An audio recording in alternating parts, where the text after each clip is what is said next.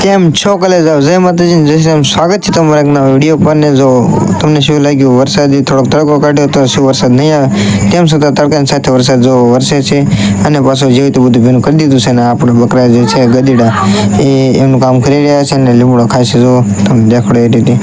સાથે સાથે મેં કીધું લાવો એક સીતાફળનો પણ સિનેમેટિક વ્યૂનો જે છે વિડીયો લઈ લેવી અને મિત્રો આ જે એક ફૂલ ઝાડનું જે ફળ છે આનું નામ શું છે તમને જણાવી દીજો ને અલગથી નામ તો લગભગ તો નહીં જ હોય પણ તમને જો ખબર હોય તો તમે જણાવી દો બાકી થોડોક ટાઈમ ગયો તો પપ્પા કે જાઓ તમે બકરા સારો જવા દો તમારે બીજું કાંઈ કામ નથી તો આપણા જે બકરા છે એમને લઈને ચાલતા થઈ ગયા છે રોહિતભાઈની વાડી બાજુ રોહિતભાઈની વાડી હવે બધું ક્લિયર થઈ ગયું છે તો આપણે એમની વાડી સારવાનું છે અને જો ગુરુદેવ બસ પણ ઊભી હતી એ મેં તમને દેખાડી દીધી અને આ બાજુથી દિનેશ કાકા પણ ઓછા હાથ કરતા આવે છે અને આપણે વખાણ પણ કર્યા હતા અને આપણે પહોંચી ગયા છે રોહિતભાઈની વાડીએ અને જો મિત્રો અહીંયા ઓલરેડી ઘણા પશુઓ જે છે ચરે છે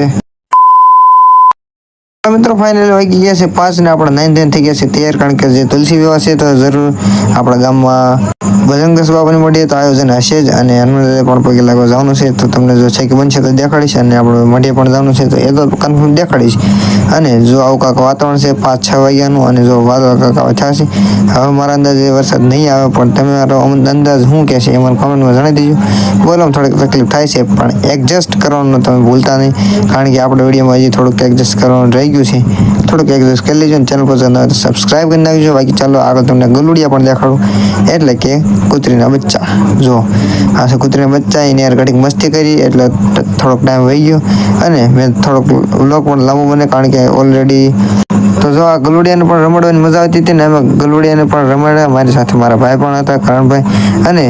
તમારા ઘર બાજુ કાંઈ કૂતરી વિવાણી છે કે નહીં મને કોમેન્ટમાં જણાવી દેજો આપણે સાવ દેશી ભાષા બોલવાવાળા છીએ તો તમે કાંઈ સુધારો વધારો કરાવવા માંગતા હોય વ્લોગમાં કાંઈ સુધારો કરી શકો હોય તો જરૂરથી કોમેન્ટમાં જણાવજો